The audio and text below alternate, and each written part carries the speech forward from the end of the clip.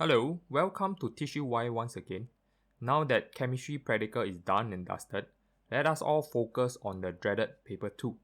This paper will be on the 2020 Singapore Chinese Girls' School Prelim Pure Chemistry paper. If you haven't subscribed to the channel or share this channel to your friend, I strongly encourage you to do so as I will be uploading at least another two pure chemistry walkthroughs as well as physics paper 2 walkthroughs before the actual O level. So stay tuned for more of such walkthroughs as I believe it will really help you guys with your revision. And as usual, the link to download the papers is as shown in the description below. So without further ado, let's get started. So this paper is something that I have already done and tried because because of some technical errors that I previously done. But anyway, that's not part of the topic. So let's get going. Question 1. When rubidium hydroxide reacts with carbonic acid, what occurs? So when you have an acid and then you have a hydroxide, you know that neutralization will occur. So this is quite straightforward. Okay. Rusting occurs when iron undergoes what? Rusting occurs when oxidation occurs. Okay. Hydrogen peroxide undergoes what to produce water and oxygen? For those who don't know what is hydrogen peroxide, so I will explain. Hydrogen peroxide is H2O2. When it decomposes, okay, I already give the answer, decompose, okay. When it decomposes, right, it will produce oxygen and water. So yeah, so this is the equation. All right. Okay, moving on to part D. What occurs when hydrogen chloride dissolves in water? Okay, now in this case, I'll write the answer, ionization, and I'll explain why. So why ionization will occur when hydrogen chloride gas dissolves in water? So what happens is this: when you have HCl adding into water. Okay, so let's say HCl is added into water. So what happens is this. The HCl will no longer become HCl, it will become H plus and Cl minus. And that's why you get your HCl aqueous solution, which is your hydrochloric acid. And because of the ions, you can see here, plus and minus, therefore, this is the reason why we say that it is an ionization. Okay?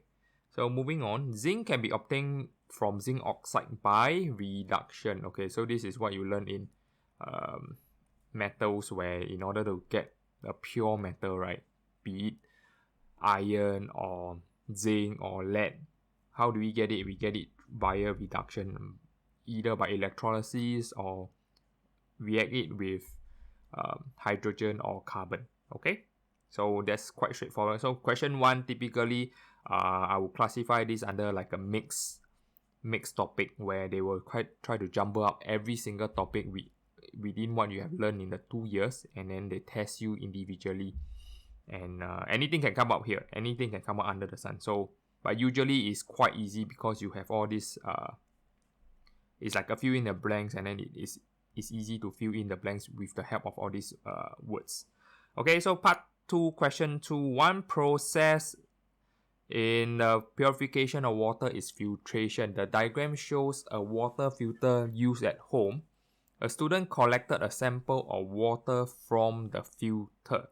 Describe how the student could show that the filtered water contains dissolved salt water without using a chemical test. So what they are trying to say is that if it dissolves and contains salt water, right, it means that it's impure. And not pure means what? Not pure means not pure H2O. So how do we check whether the H2O is not pure or whether the water is not pure? Okay, so the way we can do it is that to boil the water and see if it's bad English. See if its boiling point is at 100 degrees Celsius. So only pure water will boil at 100 degrees Celsius. If you add any contaminants such as salt, whatever, okay, you add your soda water, whatever into water, right? As long as it's not pure, it doesn't boil at 100 degrees Celsius. Okay, so this is how we check if something is pure. So likewise, you can check with something, you can check and confirm whether alcohol is pure and etc. So if the alcohol is pure, right? Pure alcohol, okay, boils at 78 degrees Celsius. Okay, not percent. Okay, 78 degrees Celsius. So that's how we typically check whether something is a pure substance or not. Okay, it's all I mean the physical means to check whether something is pure is by checking against its boiling point. Okay, so part B, pure water is purified to make drinking water by forcing it through a membrane. Okay, now this method is what we call a reverse osmosis. Okay, we use this in there's one plant in Singapore that makes use of this technology to get our pure drinking water. All right, so let's see what they want to ask. So suggest why water molecule can pass through the membrane, but sodium ions and chloride ions cannot. So what happens is this. So we have a membrane here. So this membrane, right, if you take a look at it on a microscopic level, that means if you zoom in and then you look at it at a microscopic level, what you will see is that this is water, and then you have your chloride ions. And then you have your, maybe, because salt water, so maybe you have your sodium ions. Okay? Sodium ions. Alright? So what's gonna happen is this. You see over here, the water molecule is small enough to pass through the tiny gap.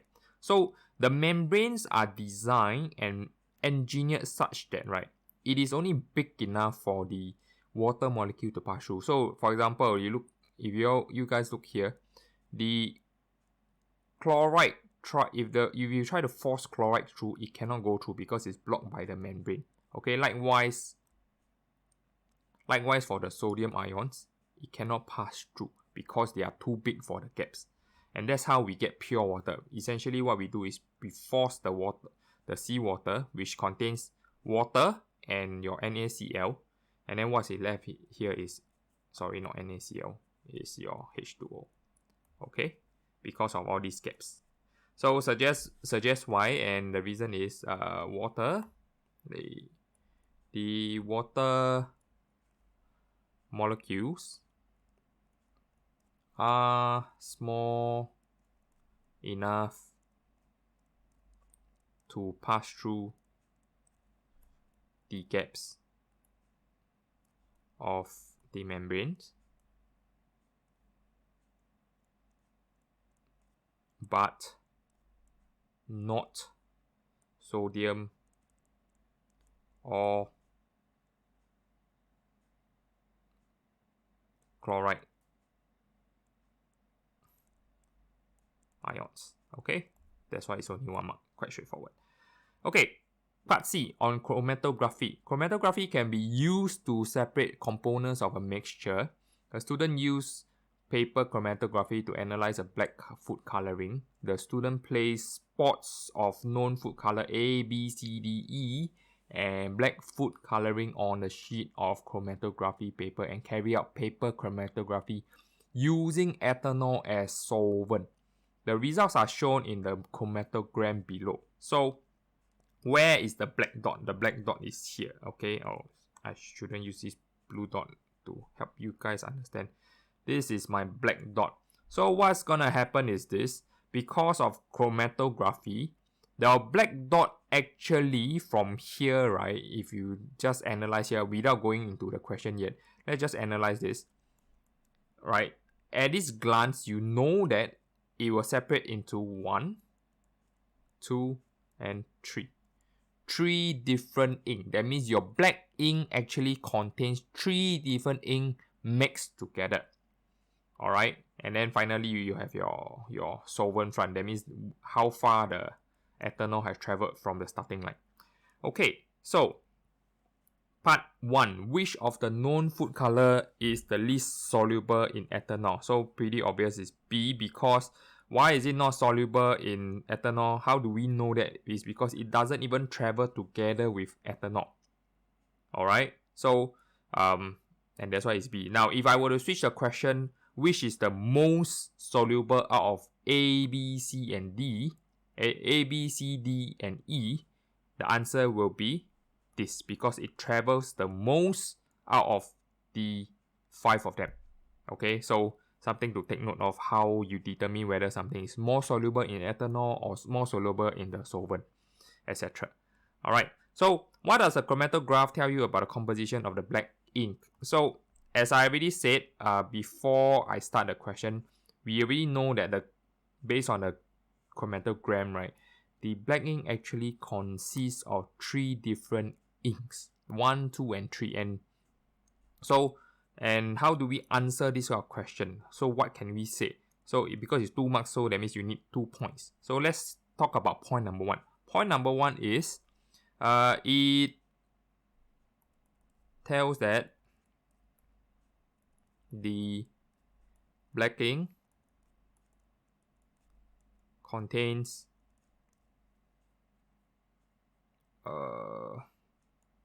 3 other color ink. Okay, or you can say that it is composed of, it is a mixture, not composed, a mixture of 3 other inks. Okay, there's 2 ways of saying the same thing. Alright, now this only gives us 1 mark. So these 2 statements only give us 1 mark. Okay, so how do we get this other mark? So how do we get the second mark? So the second mark is that be a bit more specific in what we mean. So what we can say here is that if you take a look here, so we know that this number 1 is actually A. And then if you were to draw a line across, we realize that this number 2 is actually E. How about this number 3? This ink number 3 is nothing. Not nothing. It's one of the ink that is neither A, B, C or A, B, C, D, E. Okay? So what we're gonna say is that the 3 inks are what? A, E, and an unknown ink. Okay, that's all. So the key idea is that you need to say this, and an unknown ink, because the truth is we don't know what is this ink unless you have more samples to test with. Otherwise, we really don't know that what is this ink, other than the fact that we know that it consists of 3 inks. Okay. Okay, the table below gives the results of chromatography experiment that were carried out on some known food colors using ethanol as solvent.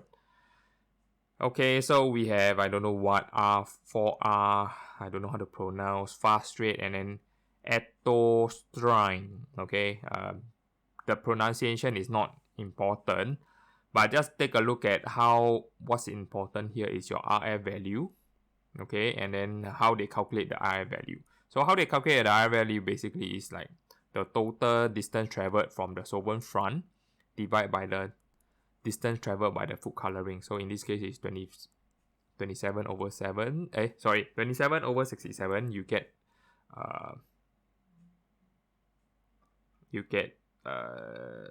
0.4.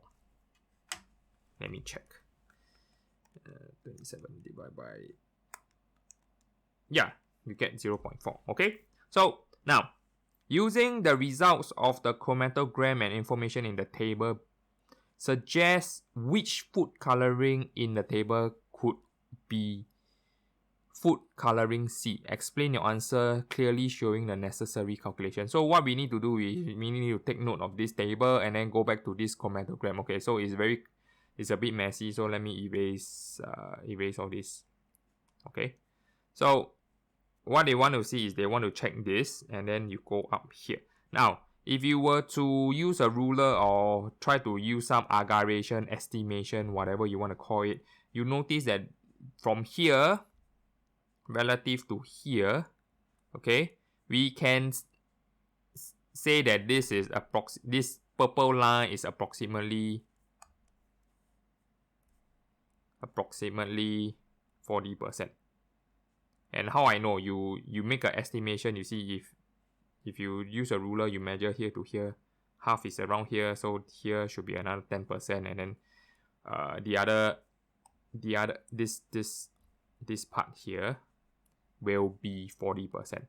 Okay, so that's how we get to know. So what does it mean by 40%? 40% means your RF value is 0.4. Remember, R value is the distance traveled from the starting solvent, and then it is the distance moved by the color over the distance moved from the starting solvent. So this part here is my distance move, and then this part here, this line here, is the solvent front. That means how much the solvent have traveled.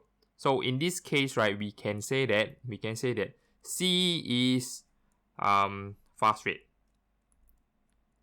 But well, you need to explain your answer and clearly showing the necessary calculation. So what we can do is and it's 2 marks, so that means this is probably 1 mark you need to show. So what we can say is that based on the chromatogram, okay, based on the chromatogram, the ink C is approximately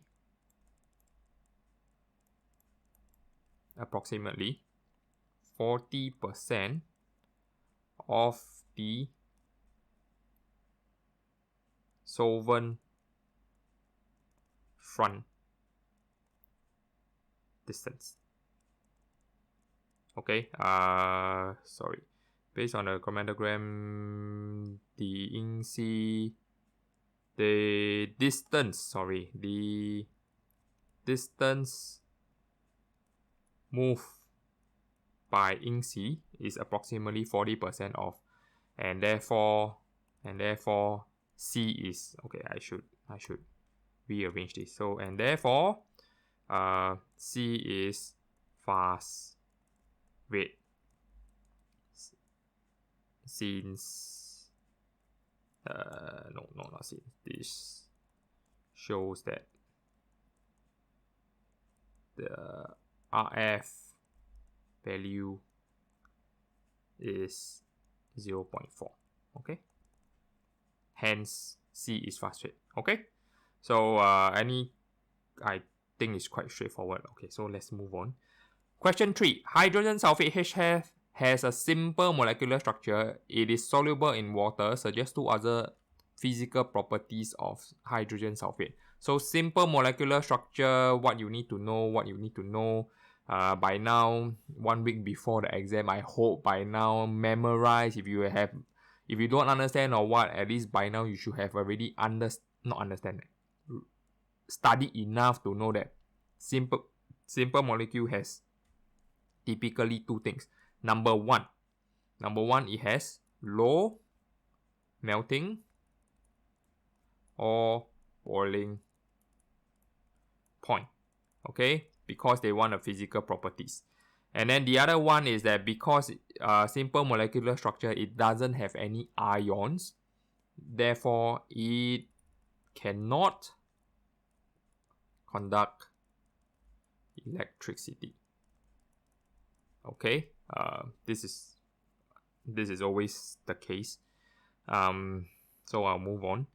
Hydrogen fluoride dissolves in water to form a dilute hydrofluoric acid, a weak acid. Okay, so first of all, what is acid? So I get many questions. So an acid, right, is defined as, is basically H plus ions. Okay, so let me give you some example. HCl to give you H plus and Cl minus. HNO3, nitric acid, give you H plus nitrate ions. H2SO4 give you 2H plus SO4 2 minus.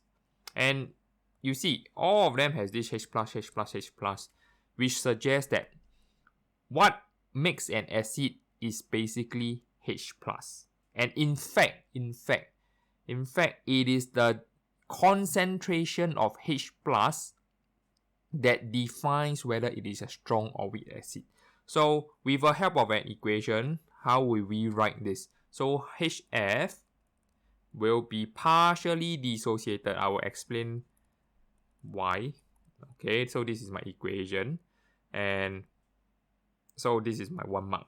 Okay, so then the reason is it is a weak acid because it partially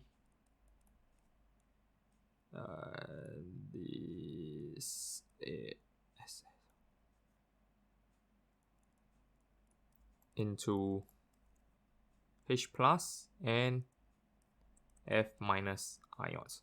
So like I said, the strength of an acid depends on the concentration of H plus. And what it means by partially dissociate. Partially dissociate means what? Okay, so let's say I have HF, I have 10 units of it. Partially dissociate means, that's why you have this reversible arrow. Partially dissociate means that instead of all 10, so I'll show you what happens. So out of these 10, right, maybe I have H plus and HF, right?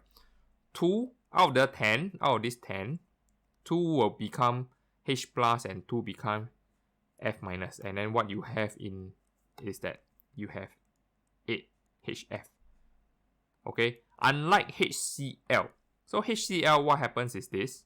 You have a full arrow. Full arrow means fully dissociate. Let's say at first I have 10 units of HCl.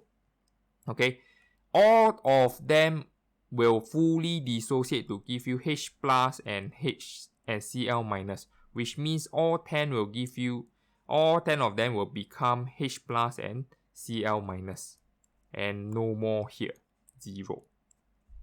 Okay, so that's see the difference, and that's why you see you have less H plus ions because of the partially dissociation, and therefore we say that HF is a weaker acid.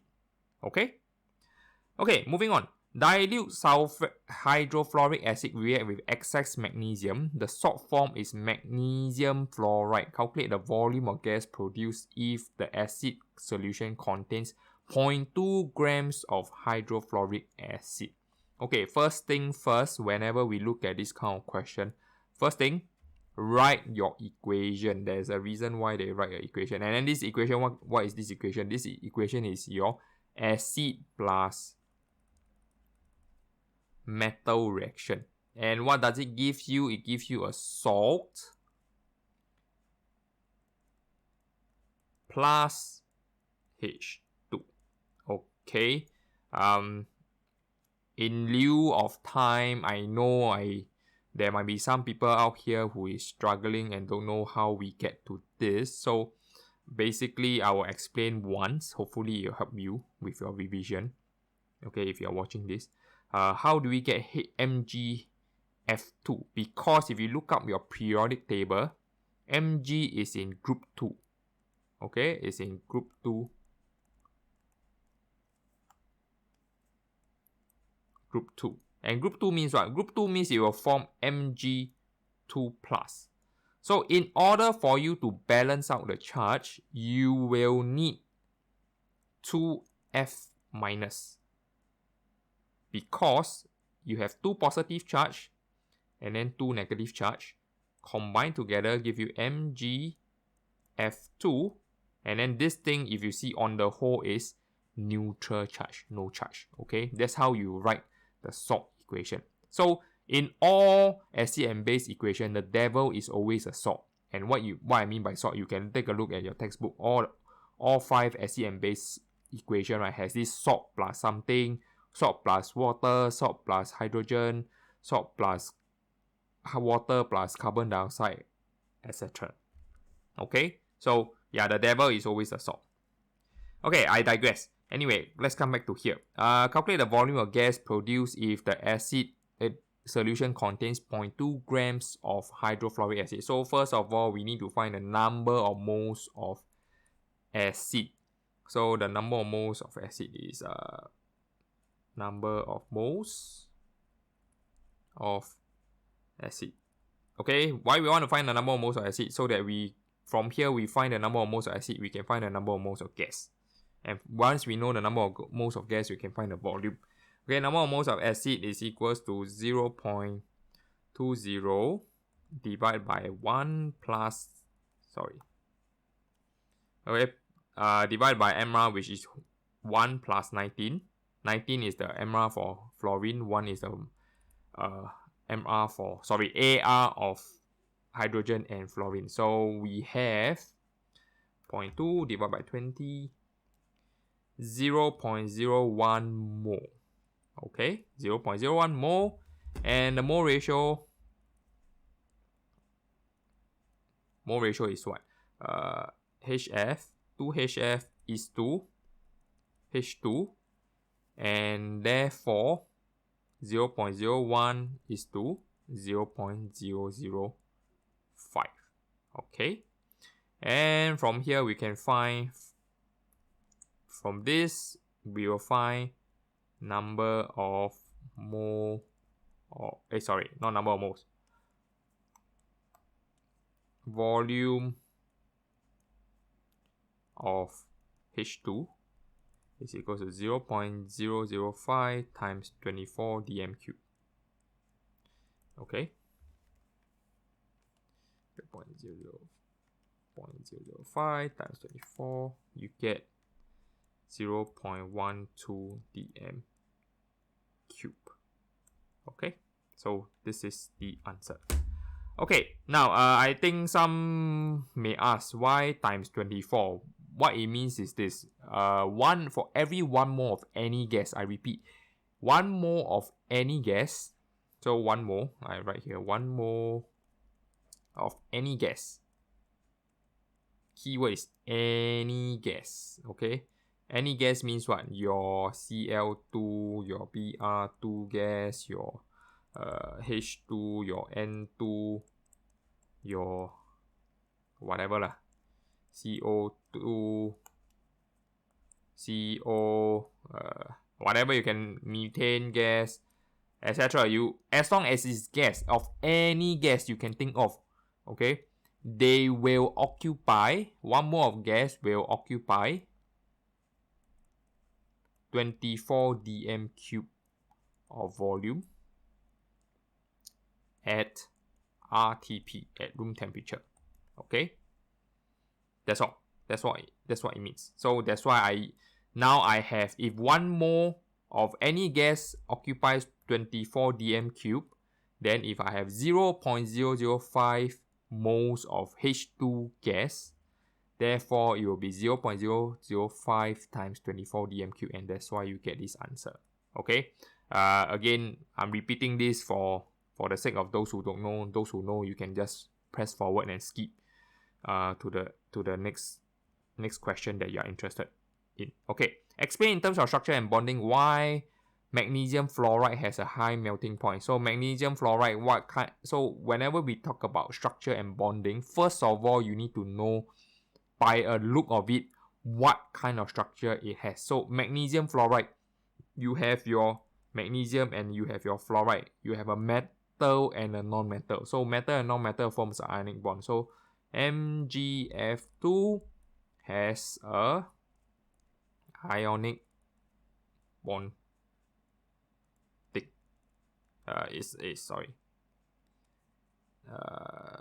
Has ionic bond. okay, with a lattice structure. Alright. Okay, so we have already identified what kind of bonding it has. So the only bondings that you learn is ionic bond, covalent bond, and covalent bond split into two. You have giant, you have simple. Then the last one is your metallic bond. Okay, so MgF is ionic bond because it's metal and non-metal. So with a lattice structure. Fine. So now the next part is why they're asking why it has high melting point. So whenever we talk about high melting point, right, you must always mention about the bond strength. Okay, bond strength. So what we're gonna say? We're gonna say that ionic bonds has strong, keyword is strong, strong electrostatic forces of attraction, and hence high amount of energy is required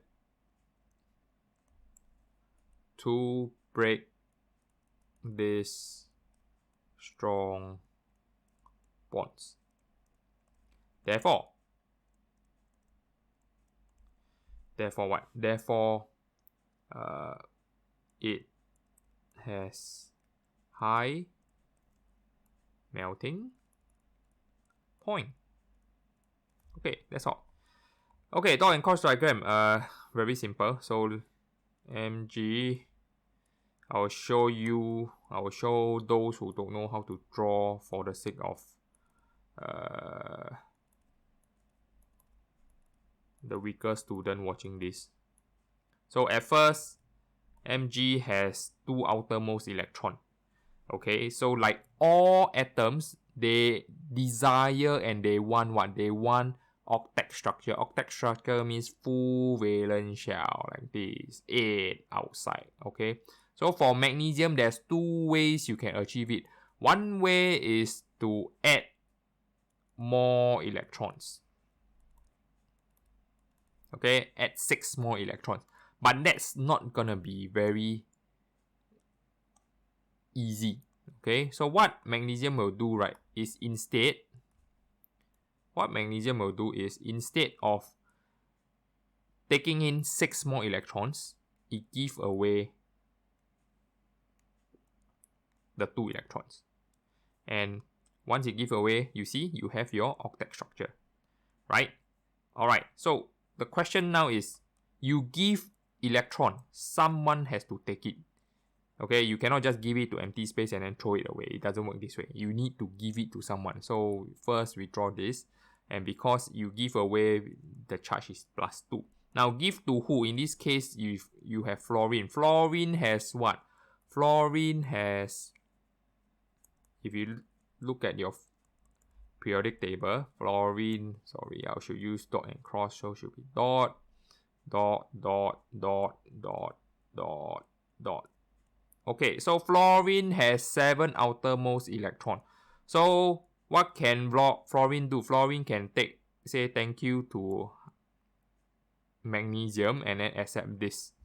Okay, and therefore it has a minus charge. Now, what happens to this guy? How?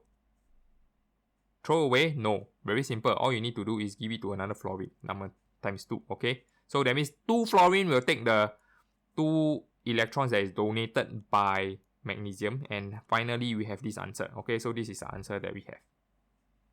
Alright. It shouldn't take more than 30 seconds to draw this. But I'm just explaining this for those who are struggling last minute, want to learn something. I hope it help you all. Okay, question 4. Sodium peroxidiosulfate reacts with potassium iodide solution. The ionic equation for this reaction is as shown. So S2O8 2 minus plus 2I. Okay, I'm not gonna read everything. So basically you have this equation. The table shows how the relative rate of this reaction changes when different concentrations of potassium thiosulfate ions and iodide ions are used. Oh my god, what a long one. Okay, anyway. Describe an observation for the reaction. So what we want to do is we want to read these and then see what's gonna happen. So what is the observation? What we will observe? Key point is this. Okay, key point is this. Okay, I'll write the answer and I'll explain. Brown solution will be seen forming. Okay, so this is 1 mark. This is what you see. How come you will see a brown solution? Now, because this is colorless, this is also colorless. Do you remember? No need lah. Okay. Anyway, but you need to know that iodine in solution, right, is brown. So how I know there is a brown solution? Because iodine is formed. And because iodine is formed, you will see something brown that is formed. Okay? And that's how we know that there is a reaction. Right? But there are some cases where actually there is reaction, but because all the reagent and the products are colorless, and at the end of the day, you see as if like there's no reaction, but actually there's some reaction occurring, just that we cannot see. Okay, but for this question, I repeat, for this question, it's very obvious because you form iodine. Iodine is colored, so you can, in your exams, right, whenever you come across any substance that is colored, chlorine, bromine, iodine, your lead iodide, the yellow PPT, etc. Once you see things like that, then you can say that if the question asks for what observation, you will talk about the observation in respect to the colors that is being formed. Okay. So part B, describe using the information on a table how increasing the concentration of peroxo disulfate ions affect the relative rate of reaction. So what we're going to see is that you see as the concentration increases, the rate of reaction increases. So nothing much, 1 mark question, quite straightforward. Let's go. Let's just write it down. So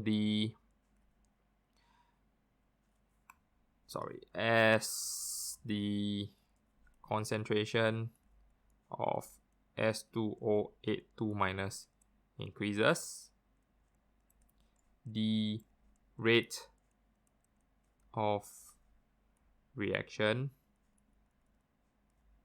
increases. Okay, 1 mark. Very simple. Nothing much to talk about. Okay, explain in terms of oxidation state why this is a redox reaction. Okay, so why is a word and then is oxidation state. Now, for discussion's sake, there are basically 4 ways to determine whether something oxidize or reduce. But what I want you guys watching here to learn is that please go and learn only 2 methods. One is how to determine the oxidation state. The other one is based on the electrons transfer. So these 2 are the methods that they will always ask and test. They will rarely ask why is oxidation because it gains oxygen, or why it reduces because it gains hydrogen. Okay, rarely they ask something like that. Usually 95%, I haven't really come across questions that ask for oxygen or hydrogen, but usually they will ask in terms of oxidation state or electron transfer. Take a look at your notes or your textbook. You will learn that there are 4 ways to determine oxidation or reduction. In any way, I digress. So let's answer the question. So let me erase all this. So because of oxidation state, what we need to do is that we need to calculate the oxidation state. So from here, oxygen is 2 minus. So you have 7 of them. And then equals to minus 2. So what will be the oxidation state for sulfate. So from here, if you do some simple algebra, right, it will be +6. Okay, so okay, I'll write down the equation. So you have 2x plus -2 times 7 equals to -2. Okay, so this is the -2, this part is here, this part is here. Okay, then solve for x. So x, if I trust your math is good enough, so by the time you should see that it's +6. Okay, so from here, needless to say, we do again. You have -2, 4 equals to -2. What is my oxidation state? My oxidation state is my oxidation state will be, wait, oh, I calculate wrongly, sorry. This is 8, this is 8, so x is +7. I'm sorry, it's +7. Wrong calculation. Okay, +7. Okay, so this is -2, so this is +6. Okay, so then how about iodine? Iodine is -1, 2. This is an element, so it's 0. So what we're gonna say, look at how I answer the question. So the sulfur oxidize because oh, not because, as its oxidation state increases. Oh no, sorry, wrong. Sulfur reduce as its oxidation state reduce from +7 to +6. Okay, keyword key thing okay, it reduced because it reduced from, yeah, you cannot say it reduced, you need to say it reduced from +6 to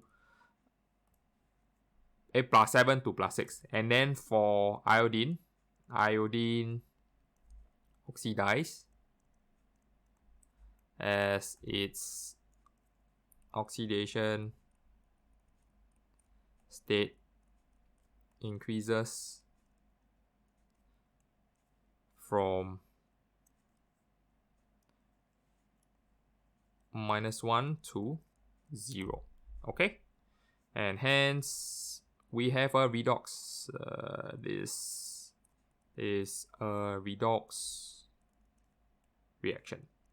Okay, you have oxidation and reduction, therefore it is redox. And anyway, there is no such thing as oxidation only or reduction only. They must come hand in hand, because oxidation is defined as the losing of electrons, and reduction is defined as the gaining of electrons. So you need an atom to lose electron in order for the other atom to gain electron. Okay, you cannot have oxidation and then you lose electron, you throw it into space, and then you expect an electron to stay in space like that. It doesn't work this way. Okay, you need to have a donor and a receiver. Alright, so iron 3 ions catalyze this reaction. Explain how catalysts increase the rate of reaction. Okay, this is just a memory question. So how catalysts increase the rate of reaction? We say that catalyst provides an alternative reaction pathway which reduces the activation energy and increase rate of reaction. Okay, Okay, moving on. Describe a chemical test you would carry out to determine if ions are still present in the end of the reaction. State what you would observe. So very easy. This is your QA. QA, you add so no, the test is not NaOH, it's add NaOH. Okay, all of y'all has finished your practical. You should know what I'm trying to say now. Add your NaOH. What will you see if there's ions? Observation is there will be reddish brown PPT form. Okay, that's all. Peroxo thiosulfate ions also react with iron 2 ions. Reacts with iron 2 ions. Okay.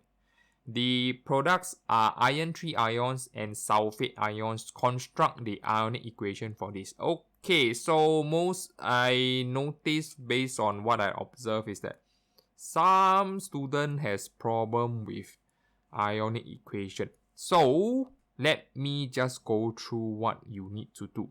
First of all, you need to understand two things. All equation obeys two laws. Law number one is conservation of mass. Law number two, conservation of charge. What does it mean? It means that what goes in must come out. Okay, I will explain. Okay, I'll write down the answer and then I will explain. So how do we write the equation? They already give us the reagent. This is my reagent. And then they gave us my products. So I just need to copy, in a sense, or translate it into chemical formula, from English to chemical formula. So we know that peroxo thiosulfate is S2O82 minus iron 2 ions is Fe2 plus. You should know because it's plus 2. And what do you get? Sulfate ions, SO42 minus plus Fe3 plus. Okay, now let's see rule number one, conservation of mass. Do we have conservation of mass? Basically, conservation of mass, you all have already learned it. It means balance both ends. Okay, left hand side must be equal to right hand side, and therefore what I do is I'll put here. Okay, once I put here, we have balanced the mass. You see, we have two sulfur, 8 oxygen, 1 iron, and 1 iron on the left, and then 2 sulfur, 8 oxygen. Okay, balance. But this answer is wrong. Why? Because you need to fulfill the second objective, conservation of charge. Conservation of charge means what? Left hand side, what is my total charge? Minus 2 plus 2 combined together to give you 0. Okay? On my right hand side, plus 3 minus 2, 2 minus 2 is minus 1. Hey, something is wrong. Okay? Something is wrong. Therefore, we cannot get this answer. This answer is wrong. So, what I'm going to do is, I'm going to try my luck. I put a 2 here. I put a 2 here. Okay? And let's see whether we balance the overall charge or not.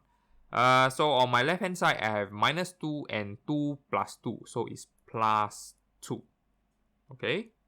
On my right hand side, I have 2 minus 2 and plus 6. So this is plus 6. Over here, plus 6. And then this is minus 4. So total is plus 2. There you go. Ding, ding. I check. So this is my final answer. Okay? So take note, for all equations, I don't care whether it's ionic equation or your typical any equation, you need to fulfill two things: conservation of charge and conservation of mass. Conservation of mass basically just means that the number of atoms before and after must be the same. Likewise, conservation of charge also the same. The number of charge before and after must be the same. Okay?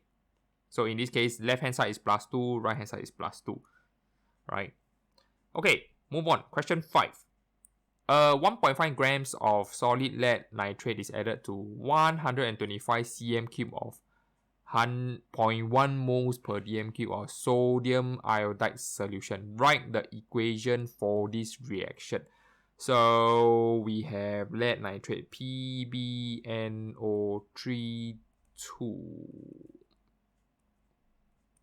Okay. So how I know is PbNO3 2? Okay, so because this is 2, so I know N nitrate is -1. Therefore, yeah, that's why you get this answer. Okay, lead nitrate is added to what? Sodium iodide. So it's plus NaI to give you, okay, AQ. So we will get PbI2 solid plus NaNO3 AQ. So this will form. Why? Because, okay, I think some of y'all will be like, how I get this? Okay, first of all, what it means by aqueous? Aqueous means what? Aqueous means that I have my Pb ions and my nitrate ions. Okay. So this is my nitrate. This is my solution. So when it's in a aqueous form, it means that they are not combined. They have already separated out, which I already explained in my earlier question 1. So when I add in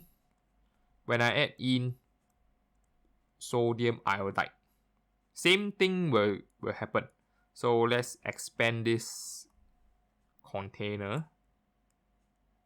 So sodium iodide Na plus and I minus. So you have a few Na plus and I minus ions.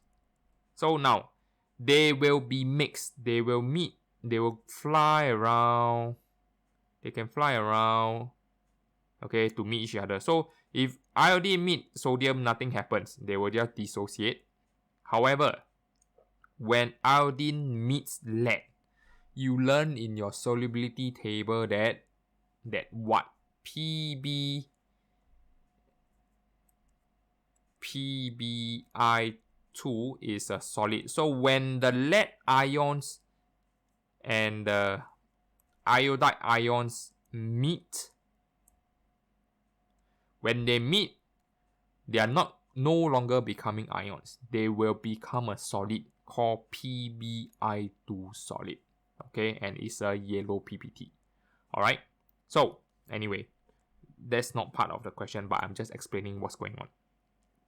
Identify the limiting reagent in the reaction showing your calculation clearly. Okay, so limiting reagent, how do we go about? We need to find the number of moles for both of them. So number of moles of Pb and okay, so number of moles is 1.5 divided by 207, your mR of lead, plus 14 plus 3 times 16 times 2. Oh, very long. Okay, so let's see how many moles. 207, 14 plus 3 times 16 times 2 plus 207. Okay, so 1.5 331.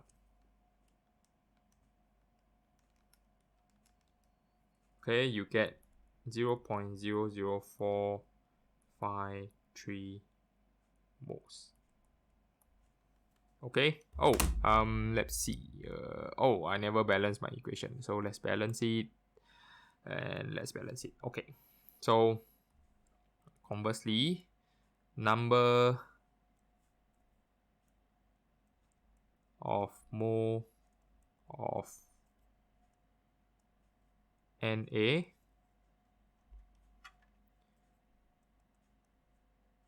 I equals, so is equals to volume times the concentration. Okay. 0 divided by 1000 times 0.1, you get 0.0125 moles. Okay, so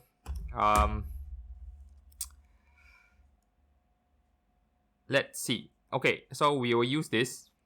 I like to use the last one. So I'll write in black. So the mole ratio is mole ratio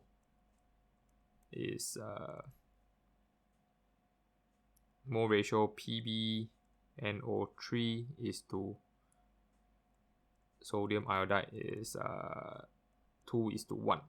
So what we're gonna say, that 0.00453 moles of PbNO3, okay, requires 0.00453 times 2 moles of sodium iodide. Therefore, if you compare this value, okay, you can do your calculator with this, okay, compare this value with this, you can say that NaI is in excess, then PbNO3 is limiting.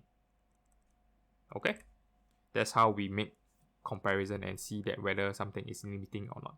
Okay, using your answer in part B, calculate the concentration of nitrate ions in the mixture after the reaction completes.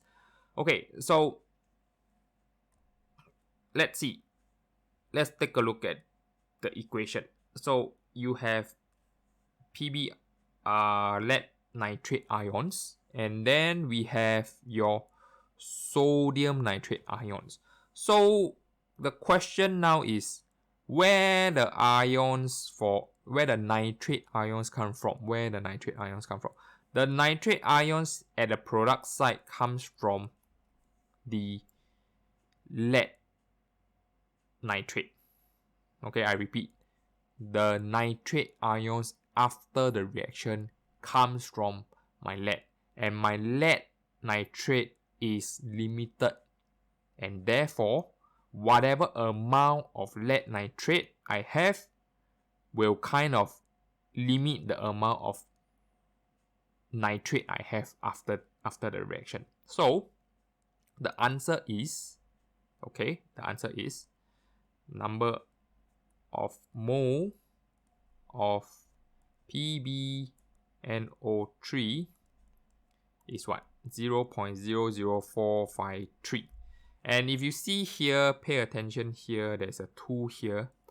Therefore, number of moles of nitrate is equal to 0.00453 times 2. Okay.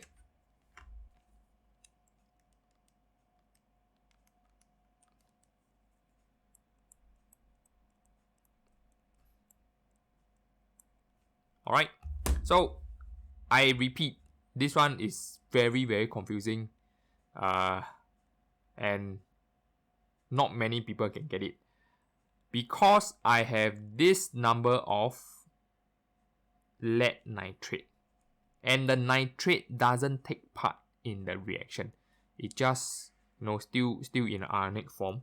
Therefore, eventually, because of this 2 here, although I have 0.0453 moles of PbNO3 2, okay, I will have 2 times of this. Okay, I give another example. Let's say I have 5 PbNO3 2. Okay, what this means? This means is that I will have 5 Pb 2 plus, and because of this 2, I will have 10 NO3 minus ions. Can you see why it multiply by 2? Okay, and therefore if I were to replace this to write 0.00453 PbNO3 2, okay, what I'll get is 0.00453 Pb 2 plus and 0.00906 NO3 minus. Okay, hope that explains. All right, place a tick. Let's see. Okay, answer is this. Okay, I will explain. Let me explain.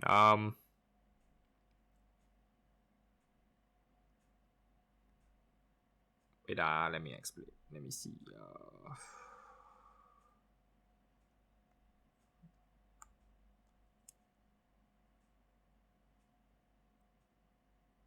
Give me a moment. Nitrate, iodine. Yeah, correct. Okay, so yes, the answer is this. Why is that so? Why after the reaction there is extra iodide? Why is there extra iodide? So I will kind of do this, okay? I hope with this people can understand.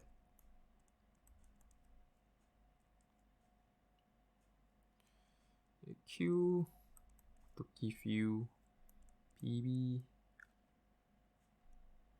I2 plus NO NaNO3 equals, so the 2 2. Okay, sorry, I'm mumbling to myself. Okay, so let's say we have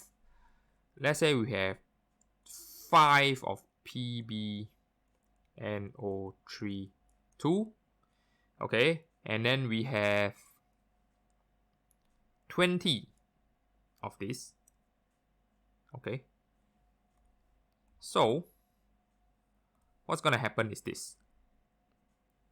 What you will form is this. You will have Pb NO3, Pb,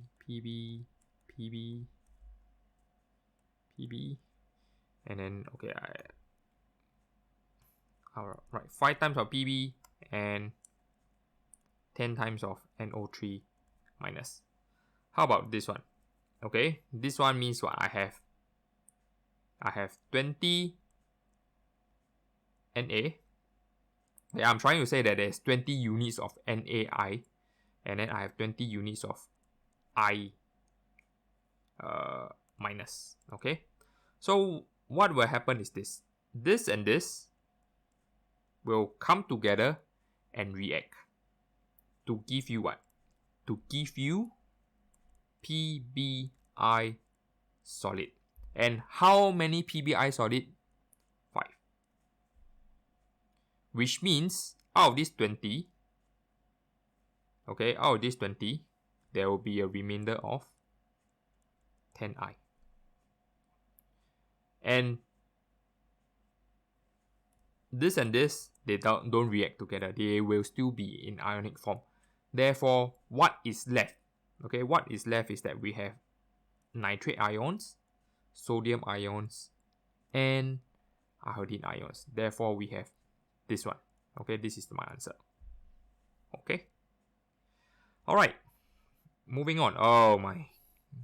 This is preparation of salt.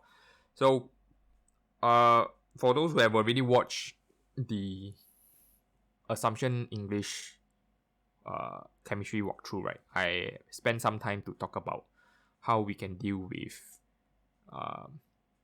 preparation of sorts. But anyway, I will just write the answer here and then talk about it briefly, and then hopefully you understand how I come to this answer. So what they want is that we have a starting ingredient. Okay, first of all, we need to know what we want. We want PB and NO3. Okay, and then they have a starting ingredient, lead oxide. Now, lead oxide means that I only have lead, PB. How do we get this? Ask yourself this question. How do we get this? The only other way you can get this is by your nitric acid, because your nitric acid can react with metal oxide to give you your salt plus water. So how do we answer this? We will say that add nitric acid to excess insoluble PbO solid. Okay, so this is point number 1. Point number 2, filter the mixture to collect the filtrate of PbNO3. Okay. Step number 3. Hence, step number 3. Oh, okay. Heat PbNO3 in a evaporating dish to remove water from the solution until saturated solution. Keyword saturated solution. Why saturated solution? Because they want crystals. Okay, if they don't want crystal, then no need saturated solution. Okay, in order for you to have saturated solution, you need in order for you to have crystals, you need to get it from saturated solution. Step number 4, let the saturated solution dry and cool down on okay, and pad dry. Okay, that's all. So 4 steps. This solution, you can look at it on your textbook. Okay, again, in view of time, I don't want to go through in details what each and every one of these steps means and what is supposed to do. All right. Question 6. Okay, question 6. The electrolysis of concentrated sodium chloride solution is an industrial process which produces 3 products: chlorine, hydrogen, and solution X. Okay. Graphite electrodes are used in the electrolysis. Explain in terms of structure and bonding why graphite conducts electricity. Okay, now obviously this question A has nothing to do with electrolysis. Okay, it is testing you on your structures and bonding. So what you're gonna say for graphite, right, is quite the answer is quite standard, but we can answer it. Graphite, so this answer can be found in your textbook or notes. So graphite is bonded to 3 other carbon atoms via covalent bonding. Okay, by sharing of electrons. Therefore,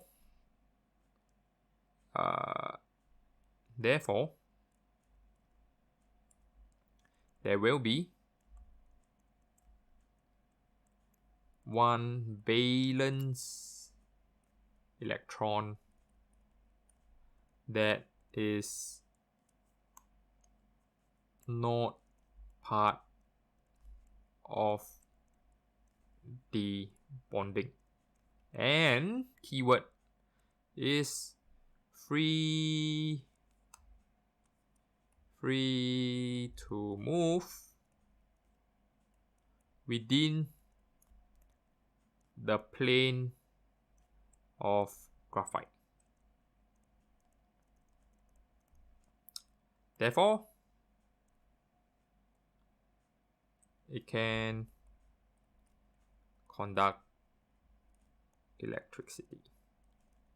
Okay, nothing special. This question you look up on your textbook. I'm sure you can get model answer even better than what I write. Okay, but essentially the idea is this: carbon, right, has 1, 2, 3, 4. All right, 1, 2, 3, 4 valence electrons. So what is happening is in graphite, right?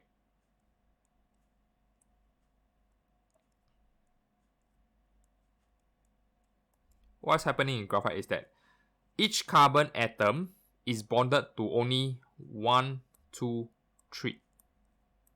Okay, 1, 2, 3. And then what happens to this? It's not part of the bonding, and therefore it is able to fly around within a plane to conduct electricity. Now, don't ask. I know some will ask, wait, how come this one, why this one so special? No need octet structure. Now that's not within the scope of O level. So, unfortunately, I don't want to go into that direction. So, that's for the sake of time saving. Okay, so just take it as it is. It's not part of the reaction. It's not part of the bonding sharing. Therefore, this spare electrons, or you can imagine a spare valence electron, can travel within a plane of graphite, and therefore it can conduct electricity. Okay. Okay. Now, solution X is alkaline. Name the solution and explain how it produces in the electrolysis. Okay, I'll give you an answer. NaOH. How I know? Okay, because they already gave you. So this solution, whenever you look at electrolysis, right, what I like to do is I like to understand what is in this solution. So in this solution, we have what kind of ions? We have your OH minus ion, we have your Cl minus ions, we have what other? We have your Na plus ions, we have your H plus ions. Okay, so here, all the H plus will go, all the positive ions, right, will be attracted to the negative end. And all the negative ions will be attracted to the positive ends. Okay, positive attract negative. If you learn physics, you will know. All right. So negative attract positive, positive attract negative, vice versa, whatever. Now the question now is, both of them are here. Who will get discharged? So you need to learn the preferential discharge order, and it's determined by a couple of things: concentration, type of electrode use, and then you have your reactivity. Okay, go and study this. If not, I think I just thought of an idea. I will create an Instagram post, if you to teach you guys how to determine which one will discharge and which one will not discharge. Alright, and then please follow my Instagram page and then give me a like. That's all I need, and that's all I ask from you guys watching this. So anyway, so over here we have positive charge and negative charge.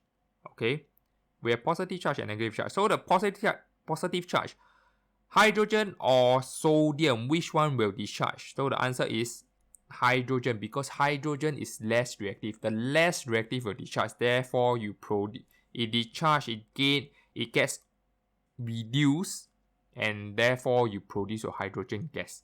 Now, for the negative charge, why did chlorine discharge? Okay, typically it should be So it should be OH minus that is discharged. However, because the keyword here is concentrated sodium chloride solution, and because it is concentrated, okay, because it is concentrated, Cl minus is the preferential ions that will be discharged in place of OH minus. Therefore, with this two that is being discharged and go out to the atmosphere, what is left behind? OH minus and H plus. If you have OH minus and OH minus and Na plus, you get sodium hydroxide. Okay, so I'm gonna write this answer. Right, I explained already, so I'm gonna write an answer. So OH minus at the positive electrode. Okay, positive electrode. What happens? The Cl minus will get discharged. Or to be more specific, you should write oxidize. Okay, oxidize because from minus to Cl2, from minus 1 to 0, will oxidize to produce Cl2 gas. Okay, and at the negative electrode, H plus will reduce in place of Na plus to produce H2 gas. Hence, what is left in the electrolyte is NaOH. Okay, so this is my solution. Okay, now question 7. Okay, a group of students were given 3 colorless solutions in separate beakers. They knew that the solutions were potassium iodide, calcium nitrate, ammonium sulfate. However, they did not know which solution was in each beaker. They decided to test each solution with acidified silver nitrate and acidified barium chloride. Okay, so this is clearly your QA. I remind again, I hope those who have done reasonably well for a practical, well, this should be nothing, should be easy for you. Okay, so when you test acidified silver nitrate into potassium iodide, what will you get? So you will get a white PPT form. In fact, this white PPT is what? Is your AgI, silver iodide. Okay. So let's see. When test with acidified barium chloride, do we have any reaction? No visible reaction. Nothing. There's no reaction. Okay, the barium doesn't react with iodine. The chlorine doesn't react with iodide. Okay, nothing will happen. No visible reaction. Okay, let's see. Okay, does barium react with calcium? No. Does barium react with nitrate? No. All nitrates are soluble, so no. Does chlorine react with calcium? No. Okay, so no visible reaction.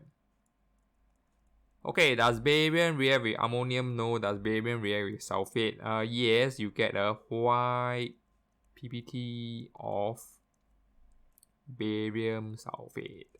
Does chloride react with ammonium? No. All ammonium salts are soluble. So nothing happened. You only have white PPT. Okay. I completed the table. Their teacher suggests that the student could also identify the solution using aqueous sodium hydroxide. Do you agree? Let's see. Okay, let's see. Explain your answer by tabulating the observation in the table similar to the one above. Okay, so we're gonna draw this. And then what we have? 1, 2. And we have your potassium iodide, calcium nitrate, ammonium sulfate. Okay, so what happens when we add potassium iodide into sodium hydroxide? No visible reaction. Okay, calcium nitrate, yes, why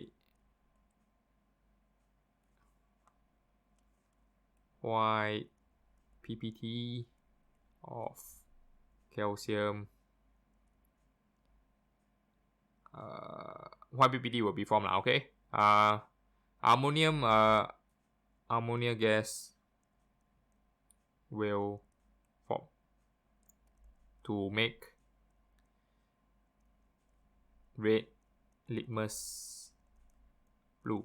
Okay, so don't stop by saying ammonium gas is formed. How you know? You cannot smell. Not supposed to smell. You're supposed to say that it forms and then it makes red litmus paper blue. Okay, you need to say this is my observation. What you see. They say expected observation. They never say expected smell. Okay, so you need to see. You need to say what you see. So do you agree? Can we tell? Yes, we can. Okay, yes, we can, because you see, it's quite obvious. If you see that ammonia is formed, you know that it's ammonium nitrate, it's ammonium sulfate. If you see white PPT, you know that it's calcium nitrate. If you see no reaction, you know it's potassium, because they already know that it's three separate different solutions pre-hand. Okay, so therefore you can know. Okay, oh well, that's fast. Section B. Okay, as usual, I will repeat myself. Section B is all about data, and more data. You must always read the data, otherwise you will not be able to answer them. Okay, this is especially true for chemistry. For the past couple of years of O levels, the database question in section B has not been easy. Okay, and a lot of the questions, right, are not testing you on what you learn in your textbook or in your notes, whatever, or in class. It's really they are giving you a piece of data, you read the data, and then you think on your feet and answer them. Okay, I repeat, it's all about reading the data and think on your feet to answer them. So you can look at the past few years of O-level TYS, it's not easy. Okay, I remember, I think 2017 or 2018. Oh my god, the questions are really hard. Even for me, I felt uneasy dealing with them. But yeah, that's the nature of how it is. They are trying to. This is where section B. This is how O levels or SEAB try to filter out those who are good and those who are even better. That means, in other words, the A1 student from the A2 student and the A2 student from the B3 student. Okay, typically that's how the trend is lah. Okay, of course, in between they can add in different kind of questions to filter as a filtering process. Anyway, let's come back to part section B, question 8. Okay, so this data is all about halogen. You have a reaction, H2 plus F2 give you an observation react explosively even in dark. H2 plus Cl2 react explosively in sunlight but take place slowly in the dark. H2 plus HBr, H2 plus Br2 give you HBr.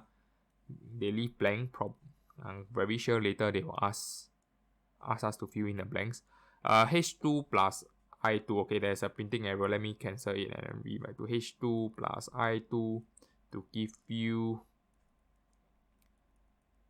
Hi. Okay, react very slowly in sunlight, even on heating with platinum. Okay, so next part we talk about bond length. So the bond length increases down the group, and then as bond length increases down the group, you notice that the bond energy decreases down the group. Okay. Bond length refers to the average distance between the nuclei of two bonded atoms. Bond energy is the measure of bond strength. It is energy because when heated. So this is the decomposition. So no decomposition, negligible, 5.5%, 33%. Okay. Hydrogen halides are extremely soluble in water and form acidic solution. Okay. Let's see. Predict the observation for the reaction of bromine with hydrogen. Aha, you see, I'm right. Tang tang. Here. Right. So what we're gonna say. So let's try to predict. Not predict doesn't mean you need to be very accurate. It just means that roughly there will do. Okay, predict. Like predict tomorrow will rain or not. You will never know lah. Anyway. So when it comes to predict question, right, it's all about giving a good enough answer. It is not about getting it right. It's about getting almost there. Yeah. Okay.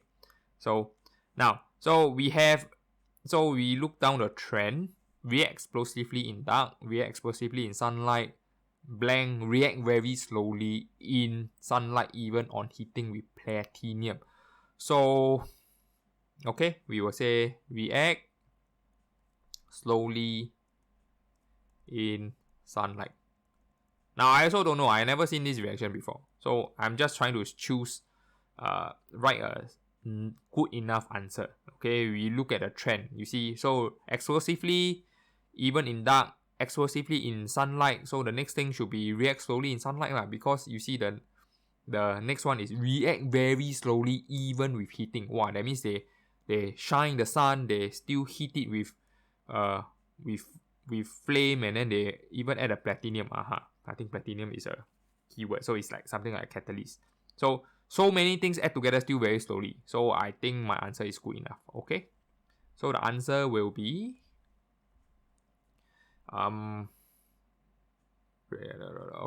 it will react slowly under sunlight. Okay, that's all. Suggest why platinum is added to iodine when iodine is react. Okay, so platinum, if you were to look at your periodic table, platinum is a transition metal. Therefore, they say suggest. So gas. So platinum. So I'm thinking platinum acts as a catalyst. Okay, quite simple. Not quite simple. It's just it's a simple suggestion. Okay. Describe the relationship between the bond length and bond energy of hydrogen halide. Hence, explain why reaction of iodine with hydrogen is reversible reaction unlike the other reaction. Okay, so they ask us to describe. I already described. So from here, we say that as bond length increases, the bond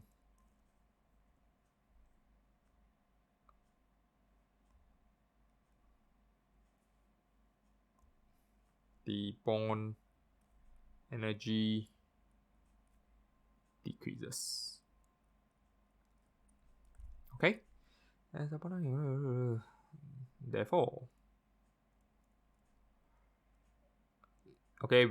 so this is only what I just wrote is only 1 mark.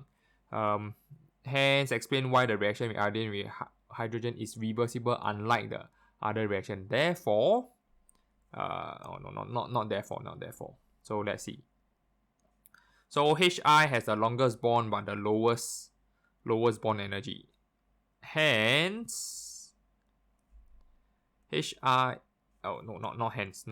Since Hi has the longest bond length, it has the smallest bond energy. Now we are not done yet. We are not done yet. you see bond energy is a measure of bond strength. Okay, so like comprehension, always might go back to the data, and therefore bond strength decreases. Okay, allowing it to be reversible. Okay, that means it can break. So that means Hi can break to become I2 plus H2, like that. Can go here. That means the Hi bond are very weak. This one very weak. So it can break apart to give you H2 and I2, and vice versa. Alright. Describe what will be observed when hot rod is plunged into a separate glass containing HCl and Hi. Hot rod means hot temperature. So from here we look at the decomposition rate. So for HCl, so we say that for HCl, no visible reaction. Okay, so what they are trying to say is that you have, let's say HCl, you have a hot rod. Okay, hot rod, you plunge it in. So what this hot rod is, like maybe 500 degrees Celsius or maybe 800 degrees Celsius. I don't know. It's just hot. What it does is that you plunge it in, you introduce heat into this, okay, and then you see what happens. And then based on the data is that there is no decomposition, so no visible reaction. Okay, so now how about Hi? Okay, Hi, there will be a brownish gas form. Why brownish gas form? So because Hi, so again, let's say I have Hi, I plunge this in, okay, it's high temperature, so this Hi will decompose into what? Into your H2 plus I2, and this I2 is brown. Therefore, you see brown things coming out because the Hi decompose into H2, which is colorless, and then something brown. So colorless and something brown combined together is you see something brown. Okay, reddish brown gas form. Okay, that's all. Given the bond energy of Br bond is 192 kilojoules per mole, and the bond energy of HH bond is 432 kilojoules per mole. Calculate the enthalpy change for the formation of hydrogen bromide from hydrogen and bromine. Okay, so let's write the equation first.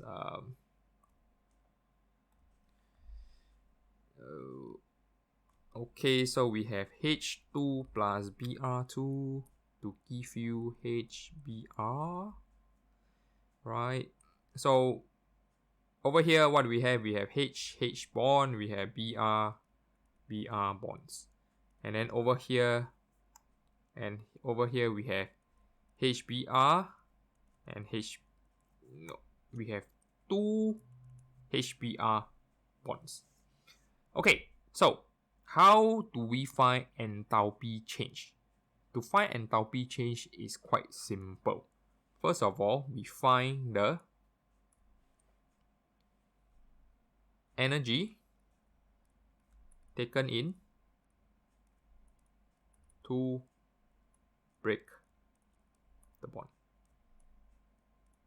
Okay, break what bonds? So you need to break the reactants bond. So you want to break this, you want to break this. So what is the energy required to break these bonds? It will be 432, which is the HH bonds, plus 193 to give you, 432 plus 193, 625 kilojoules per mole. Okay. Now, how about here?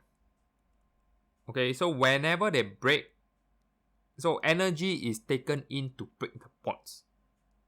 But when bonds are formed, that means HBr bonds are formed, it releases energy. So energy release by bond forming. Okay, what is the energy released by bond forming? So you have your HBr. Okay, 3, 4, 6. Because I have 2 moles, so I times 2. 692 kilojoules per mole. Okay, so energy release is a negative sign, so negative sign.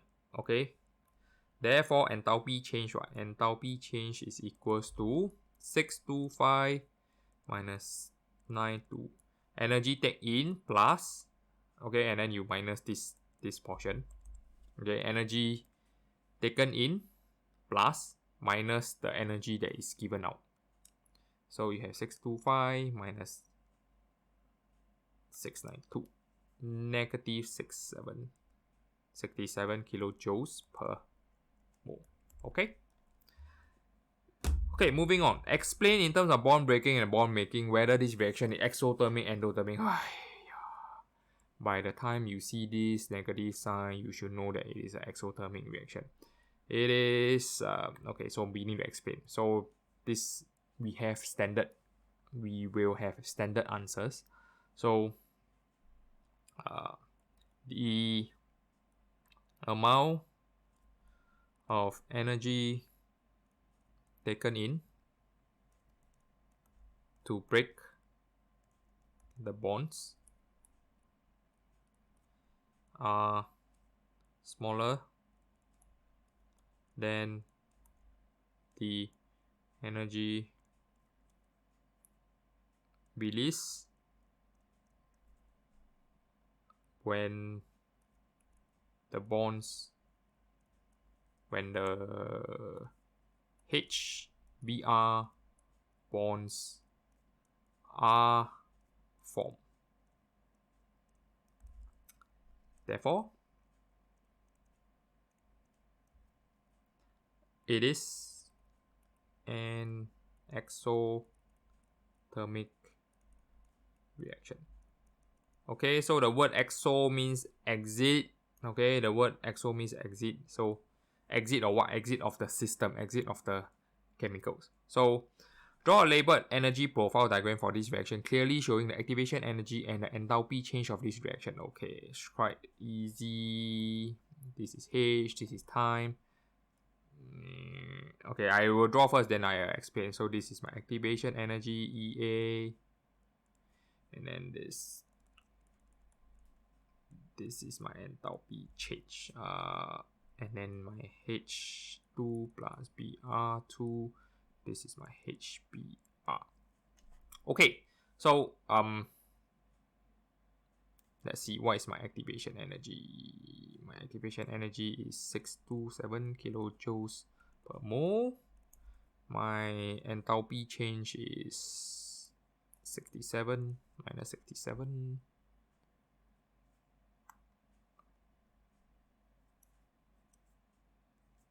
Kilojoules per mole. Okay, so what's happening is this. So you need to, so this part here is what we call the activation energy. You need to supply energy so that you break the HH bond and the BR bonds. Okay, like I mentioned here. Okay, you need to break this bond and break this bond. Okay, and then what happens is this. Over here, this part is called the bond forming bonds. Bonds forming portion. So the green part is bond breaking, and then this is forming. So when you break bond, you release energy, therefore your energy level increases. That's why you see it's going up. Okay, but as you form bonds, you release energy. The energy level goes down, and that's why it goes down. Okay, and therefore the net effect is that my enthalpy change is this negative, because relative to my original point, it drops by 67 kilojoules per mole. Okay, so that's how we get it. Okay, moving on.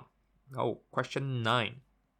Each hydrocarbon was burned for 2 minutes. The table shows the students' result. Okay, so we have this, and then as usual, it's a database question. So let's see how do we calculate the energy release by 1 gram of decane in kilojoules.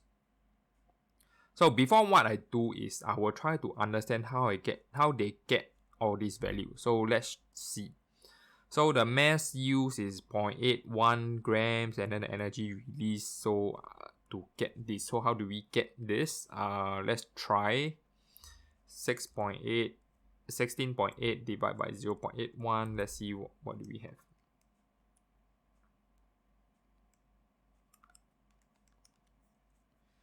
$2.7. Okay, yeah, correct. We get the same answer. Okay, so yes, so that's how we get it. So how do we find 1 gram of decane? Very easy, use this and this. So 241.36 divided by 1.2. 241.36 divided by 1.2. Okay, 20.3 kilojoules. Alright. Suggest one source of error present in this experiment and describe how this error affects the results. Okay, if you are a physics student, you should know that there will be heat loss to the surrounding. Okay, so there will be heat loss to the surrounding. Okay, and this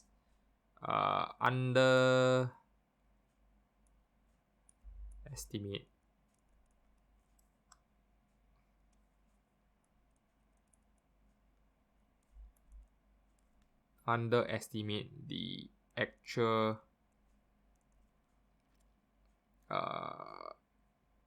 value of the result. Okay, because we are not recording in the amount, we are not taking into account the amount of heat that is lost to the surrounding. So what we record, all this, right, all this that we record, right, it's not the full value. And because it's not the full value, you don't take into account the losses, and therefore it is an underestimate. Okay, underestimate from the actual value. Okay, I hope that explains.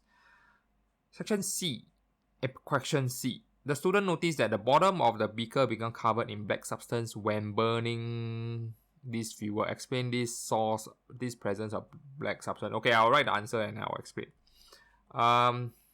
It is due to incomplete combustion of hydrocarbon that form soot or carbon. Okay, soot is carbon now, black stuff, all the black stuff underneath your pot. Okay, carbon that forms that is black and coating the bottom. Okay. So as I mentioned, there's a difference between complete combustion and incomplete combustion. So complete combustion is blue in color. The flame is blue. You can recall your time in your science lab where you adjust the Bunsen burner, right? At the bottom there's this hole, or you can open up the hole so that it allows more oxygen to go in, and then you see that the flame is blue. And then when you cover up, right, you see that the flame is yellow. And yellow means what? Yellow means that it is incomplete combustion. And why is that yellow? Is because of the high temperature of these carbon atoms that is being formed. Okay, so and that's why of these carbon atoms, you form this black soot.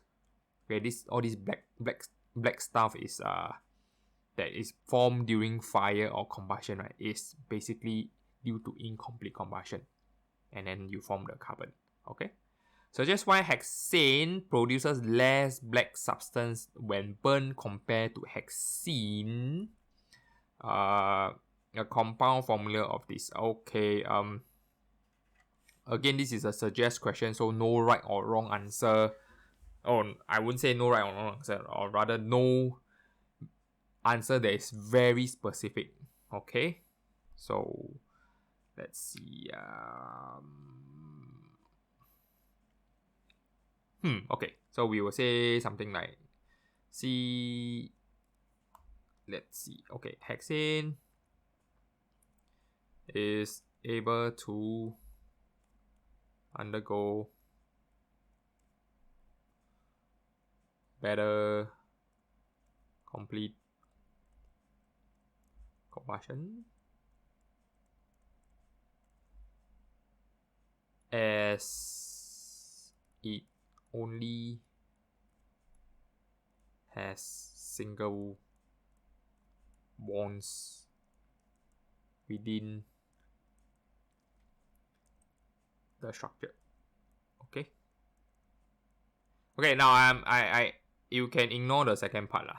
Okay, this part here, I know the answer, and this has been removed off the syllabus only for 2021 candidates. I repeat, 2021 candidates. If you are watching this sometime in the future, 2022, 2023, and then you say that organic chemistry is not in the syllabus, please no, don't quote me. I am recording this in 2021, and only for 2020 and 2021, they remove organic chemistry and entirely from the syllabus in view of COVID-19. Okay, I don't know whether 2022 they will remove it or not, or 2023 they will remove it or not. I don't know. Most likely they will add it back, given that things should normalize and we will live back to our normal life. Okay, so yeah, so take note. This part here I highlight is because if those who have learned organic chemistry, you will understand what I'm trying to say. But otherwise, you can just write the first statement. Okay, part D. A student concluded that hexane is the best fuel of the four fuel. Give 2 reasons why the reasons in the table support this conclusion. Now, again, comprehension question. This kind of question, you think and think and think, is not gonna give you. You can't find any solution in your textbook or your notes. So what you're gonna do is go back to the data. They already say go back to data and see and find some reason. So number 1, you can see that hexane is the best. Why? Because you can say is the highest amount of energy released per gram of fuel. You see, for every 1 gram of dodecane, it produces 19.96 kilojoules of energy, whereas hexane produces 20.74 kilojoules of energy. So we will say that, so one of the reasons is it has the highest energy release per unit mass of fuel. Okay. A student concluded that hexane is another reason. Okay, so let's see another reason. Very less smoke. Okay, so we'll just say that it produces less smoke when combust. Okay. Alright, question E. Most car engine uses liquid petrol as a fuel. Car engine could be developed to use hydrogen as a fuel. Describe one advantage and disadvantage of using hydrogen instead of petrol. Okay, so this one, this is hard. So, and anyway, I will explain. So H2 plus O2 to give you H2O. Okay, let me balance it. Okay, so now you see the combustion of hydrogen, right? produces water leh. Whoa. Good, right? So this is one of the advantage. It produces H2O after combustion, which is not a greenhouse gas that can cause, which is not a greenhouse gas. Okay. Alright. So yeah, so it's good. It's not a pollution, it's like water. One disadvantage. Okay, so what you're gonna learn is really try to crap lah. You all like to say crap, okay? Try to crap. So one of the thing about hydrogen is that hydrogen is always in gas form. And what's the problem with gas? Gas, right? You learn that gas occupies a large volume. Okay? So, for example, 1 mole of H2 gas, right, occupies 24 dm3. And 24 dm3, by the way, is about your room size. Okay, about your room size, approximately. So, what this means is that, how are you going to fit this? Okay, how are you going to fit this in a car? A car is so small. A car is definitely smaller than a room. How do you fit it in such a small fuel tank? Okay, and if you cannot fill your car with a lot of hydrogen, right, it also means that your car will always need to be refilled constantly, because your range of the car is very short, because your fuel tank is only this big and you cannot squeeze in more hydrogen gas. Okay, so one disadvantage is that it is a gas and is difficult to store it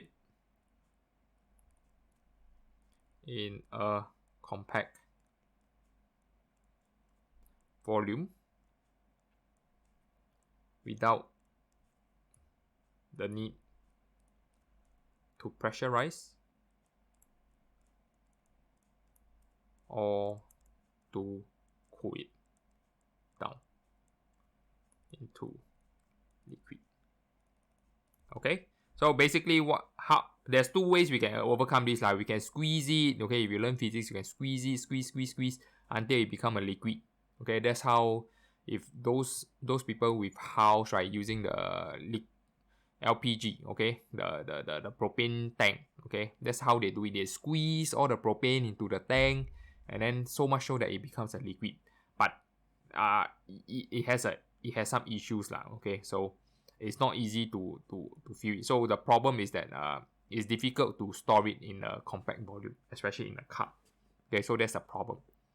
Alright, so yeah, so it's as long as you write something that is logical and in line, right, it is acceptable. Okay, no need to worry too much about it. Okay, now either or. So I will go through both either or question, but in exam, please, as usual, I'm repeating this and nagging this. All you need to do is to work on either or question. Alright, so let me start with either. The rate of reaction between metal and bromine can be studied using the apparatus below. A cylindrical iron with weight and placed in the solution as shown below. The iron was removed at a regular interval and stopwatch was paused. The piece of iron was washed, dried, weighed, and then placed in the solution again. The stopwatch was restarted and the reaction continued. The mass of iron was plotted against time. The graph shows the results obtained. Okay, so what's gonna happen is, let me draw it. Okay, you have your Br2 equals, and then you have your iron. So it's Fe solid plus Br2 to give you Fe Br. I don't know whether it's FeBr or FeBr3 lah, whatever lah. So for argument's sake, it's FeBr2. Okay, so assume that this is Fe2+. Okay, so this is my reaction. So and then this is aqueous. Right, so that means as it reacts, right, this mass will drop because it's all dissolved, quote unquote, dissolved into FeBr2. Alright. Explain the shape of the graph. Okay, so what we're gonna say is so first we need to talk about why it's dropping. Then after that, why it plateau. And pretty much it. So first, as the bromine reacts with iron, okay, as bromine reacts with iron, this dissolve the metal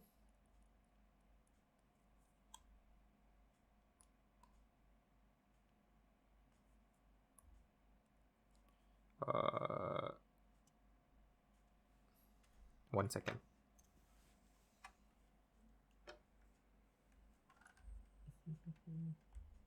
Sorry, 1 second. Okay. So this dissolve this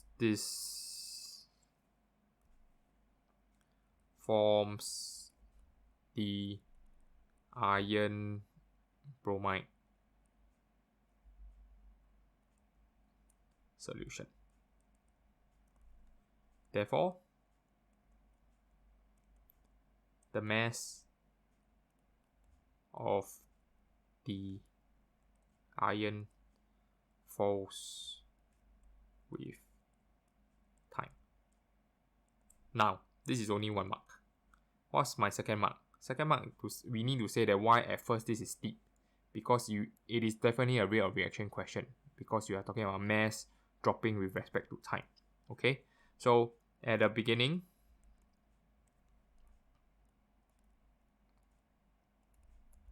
the bromine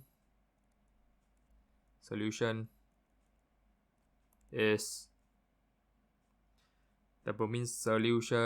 has a higher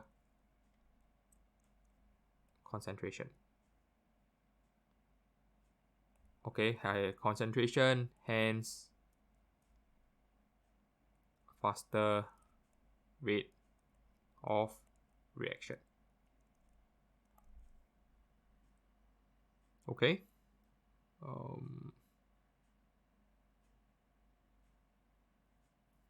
Okay. As the concentration of bromine drops, the rate of reaction drops until eventually the reaction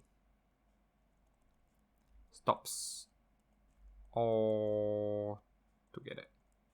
Okay, so what happens is that eventually, right, all the bromine will be reacted, and then you have no more concentration or no more bromine to react, therefore the reaction stops. Okay, so yeah, that's all. From the result, the rate of reaction can be calculated. How would the rate of reaction change if the piece of iron was hammered into a form of flat sheet of iron and placed in bromine solution? Explain the answer. Okay, quite a trick question. Basically, what they are trying to say is that let's say I have a block of iron. Okay, they hammer it until like this flat. Okay, but the volume is still the same, by the way.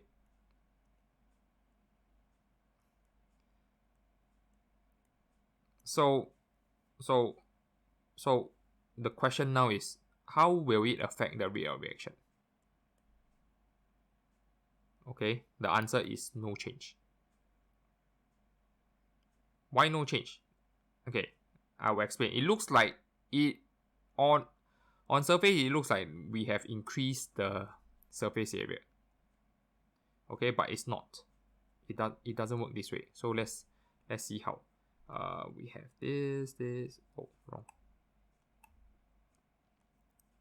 So we have this portion, this side, and then this side. So can you see that the pink, if I were to hammer it, the pink side gets bigger, but the cyan side gets smaller. So we have a paradoxical motion, so to speak. One side the surface area increased, the other side the surface area decreased. And when you net it out, you net the effect out, the end result is still the same surface area.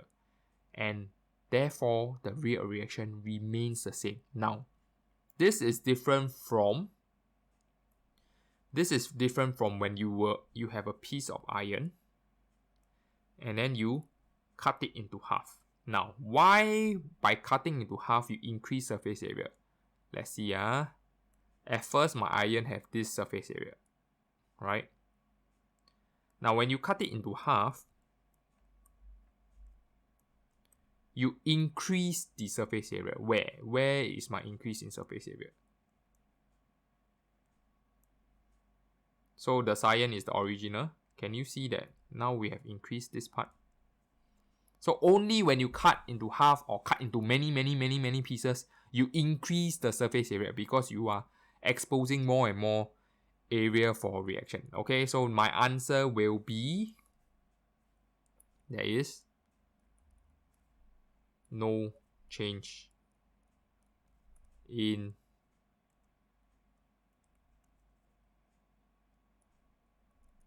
the rate, in the rate of reaction. This is because the surface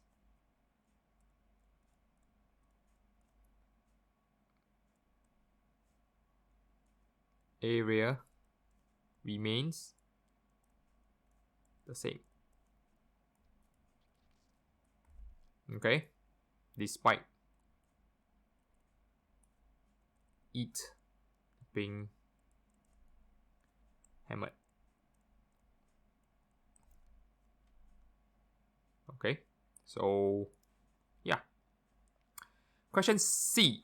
The experiment was conducted using two solutions, bromine of equal volume but different concentration. A piece of iron with equal mass was placed in each solution. The mass of the iron was measured at 1 minute interval. The table shows the loss in mass of iron 1 after 1 minute. Okay, explain in terms of collision between particles the difference between the difference in the result obtained. So you see, mass loss after 1 minute. Okay, after 1 minute you lose 10 milligram. After 1 minute you lose 20 milligram. So why? Okay, you have a concentration. So in terms of collision, explain in terms of collision. So as this one is quite a standard and model answer. As the concentration of bromine increases, this increases the number of particles per unit volume. Okay, keyword per unit volume. Particles per unit volume. Okay. Of the solution. Therefore, this increases the number of effective collision between Br atoms and Fe atoms. Okay, this increases the rate of reaction, hence more iron are lost per minute. Okay.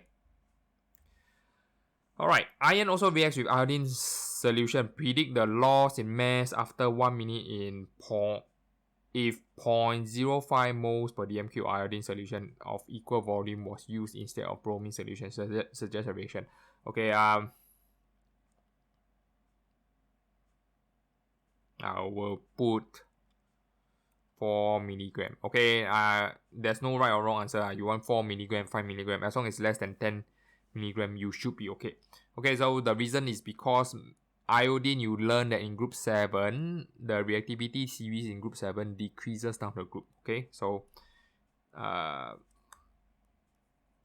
iodine is below bromine in group 7, and the reactivity of group 7 decreases down the group. Hence, the rate of reaction will fall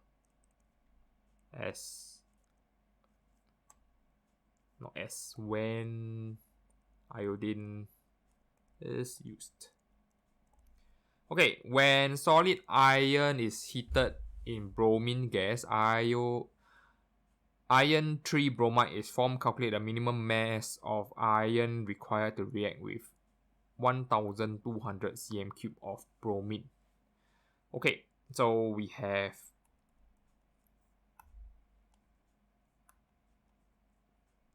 Fe plus Br2 to give you FeBr3.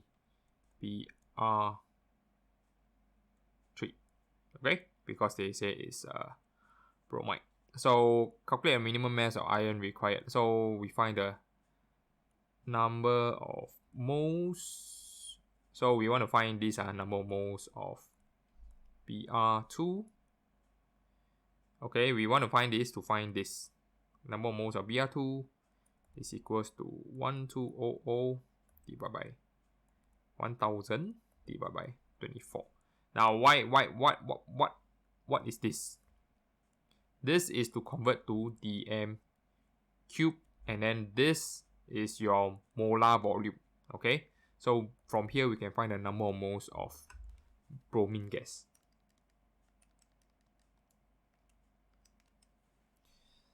.05.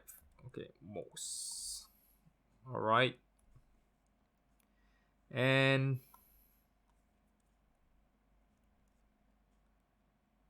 what we have, minimum mass. Okay, so mole ratio Fe is to Br. Oh, I never balanced properly.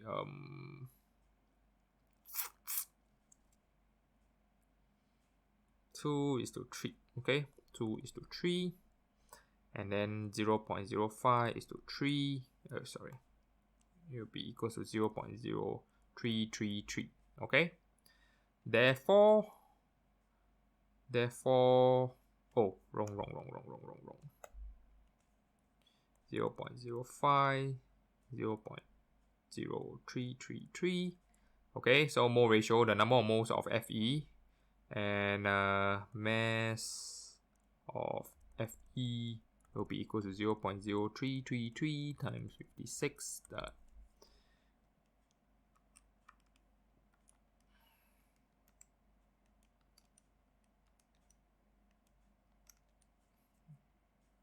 1.87 grams.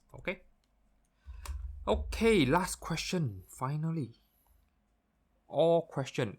A student investigate the electrolysis of copper 2 sulfate solution using copper electrodes. The student's method is as shown below.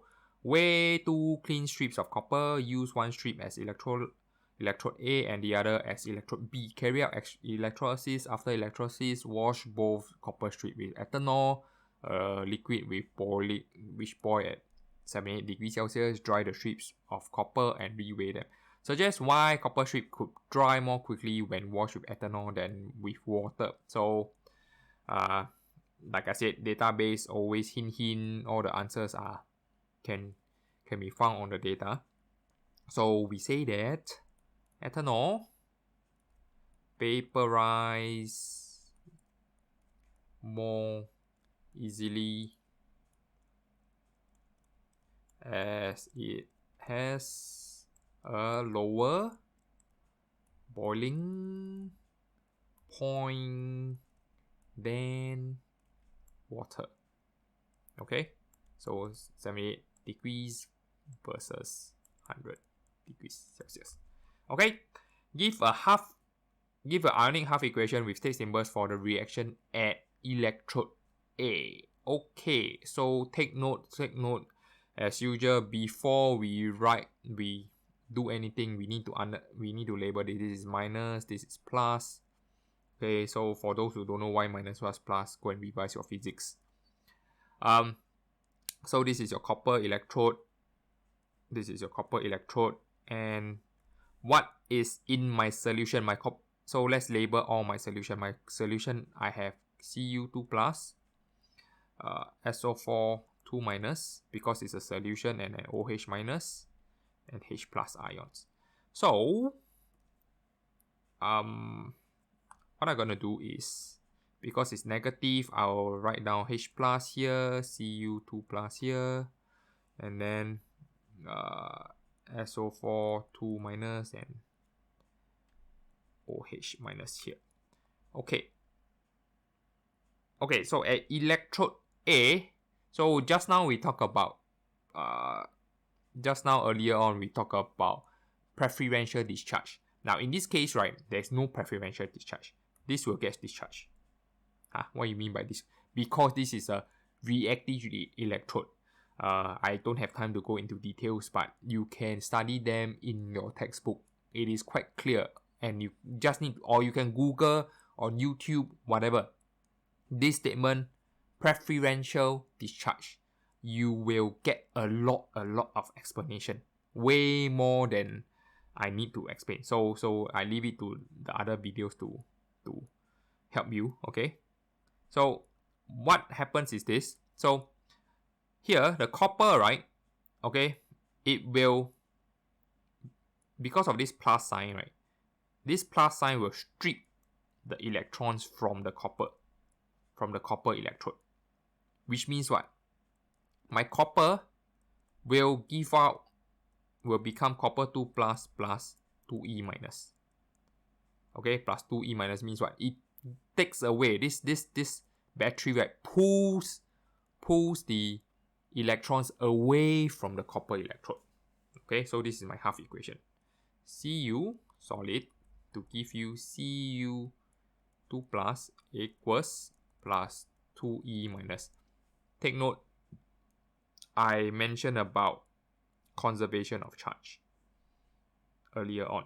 So again, you see, plus 2, I have 2 minus, so on my right hand side is 0, on my left hand side is 0. So conservation of charge occurs here.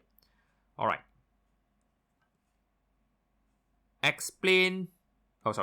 Electrode B increases in mass. Explain why this happens. So like I said, okay, whenever you have electrolysis question, you need to see at which electrode who gets discharged and why. So in this case, okay, you have this or these ions, H plus or Cu2 plus ions. Cu2 plus ions will be discharged. So Cu2 plus will get 2 electrons, because this electron here, right, this electron coming in, okay, to give you Cu solid that will be coated. Okay, that will be quoted around here. All right, so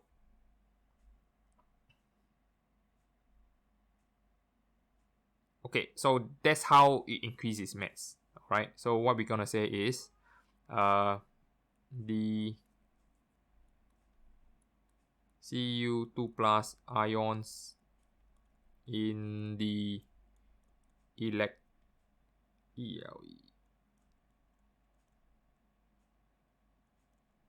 in the electrolyte will reduce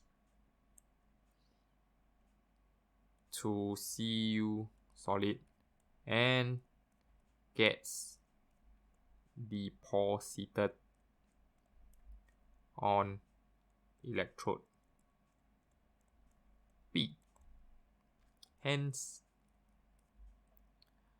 the mass increases. Okay. Alright, predict the theoretical value of X. So, like I said, conservation of mass. Over here, let's see how much have increased. Plus 0.3. So here will be minus 0.3. Okay, conservation of mass. So what happens is this, the mass from here will transfer here. Okay, that's how you do electroplating for gold, your copper, platinum, whatever. Okay, so theoretical value of X is 8.48. Okay, so 8.48. Okay, I hope you understand conservation of mass. That means you cannot gain mass without something else to lose mass. Alright. The actual value of X obtained in experiment was less than the theoretical value. Assuming that the experiment was carried out correctly, it suggests a reason for this discrepancy. Okay, so quite obvious. What we're gonna say is that electrode who is this electrode? Electrode A. Yeah, electrode A. Electrode A is not pure and contains impurities. Okay, suggest a reason ma. They never say too much ma. Okay, so this is good enough. Alright, so last one. Where is it? Oh no, we jumped.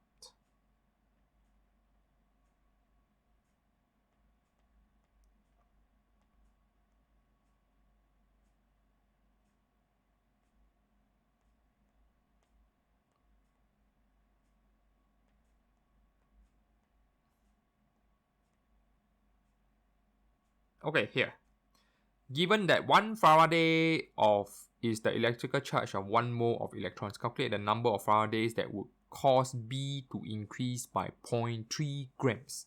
So what is B? How would B increase by 0.3 grams? You need to gain 0.3 grams of copper. Okay.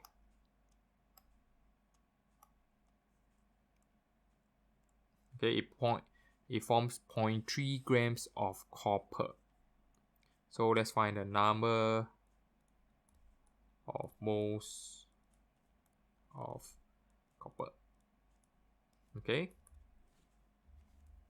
So it's 0.300 divided by let me see what is the MR of copper.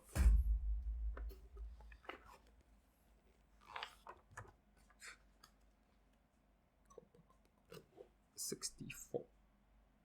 Okay, 64.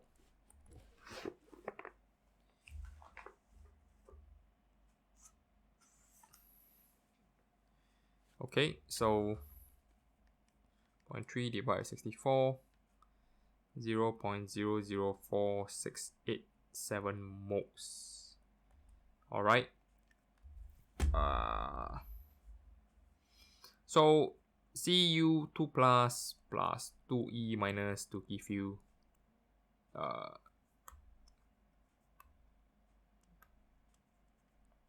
Cu solid. So what is my mole ratio of my copper solid is to electron. So mole ratio is 2 is to 1 is to 2. So that means 0.004687 is to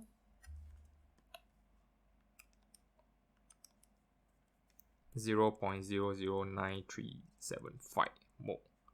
And therefore, we have 0.009375 Faraday. So what it means, so you see, 1 Faraday equals to 1 mole of electrons. Okay, if I have 0.5 Faraday, it will be 0.5 mole of electron. And likewise, if I have 0.009374 moles of electrons, I have 0.009375 Faraday. Okay, so that's how I get the answer. Okay,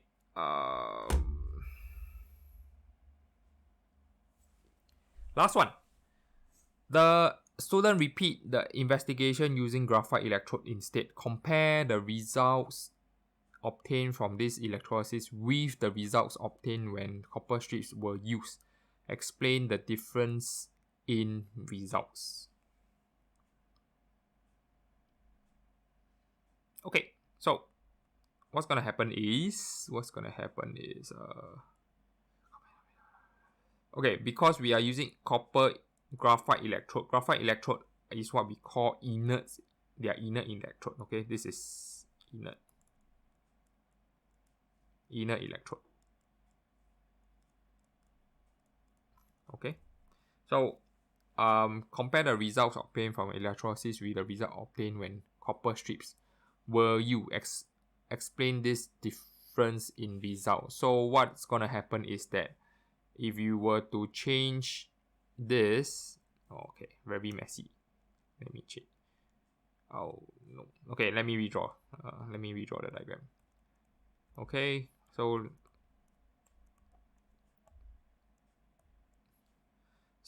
let's say this is now graphite. Okay, this is graphite. So what's gonna happen is same thing. This is your this is plus, this is minus plus. So this is copper 2 plus, this is H plus, and then you have OH minus, SO4 2 minus. Now, right now the difference is that here at electrode A, okay, because it's now using an inert electrode, right? This will get discharged. OH minus will get discharged. Alright. So the reason is OH minus will be discharged. Okay, to produce O2 gas. This O2 gas, okay, will produce O2 gas. This as compared to when copper electrode is used. Is different. Okay, so explain the difference in result. As graphite is a what? It's a inert electrode. Okay, so pretty much that's it. Okay, yeah, we are done. Very good.